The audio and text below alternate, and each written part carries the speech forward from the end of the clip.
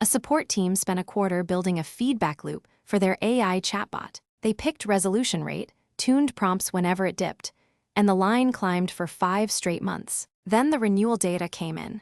Churn had doubled. The bot had learned to resolve tickets by deflecting them, fast closes, no follow-ups. Solved, that was really just abandoned. The loop worked flawlessly. The loop's success was the mechanism of the failure. Peter Steinberger posted 9 words this week that got thousands of likes. Are we still talking loops, or did we shift to graphs yet? It landed because a whole field recognized itself mid-stride. Here's what that shift is actually about. The single loop is the atom of getting better. Pick something to control, set a reference, measure the gap, act, repeat. Thermostats, Ocker, Sprint RetroS, A/B tests, training loops, simple to teach, cheap to build, and it works.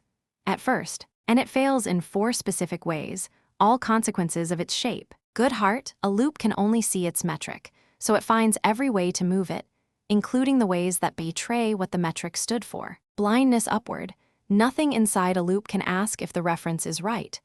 The thermostat can't wonder if 68 degrees is correct. Conflict, loops built independently fight. Speed undermines thoroughness. Hiring strains culture. Decayed measurement. Sensors drift, definitions shift, the dashboard stays green. That's theater with good attendance. Mature systems answer these topologically. ML Ops learned it one incident at a time. Champion Challenger loops wired to drift monitors, wired to rollback machinery. With held-out sets, the training loop is never allowed to see. Good heart is answered by pairing, blindness by hierarchy, conflict by arbitration, decay by independent audit loops. But here's the part the meme leaves out. Build the full graph, and every one of those loops consumes reports from another loop. Every loop watches another loop. No loop touches the ground. That graph is circular.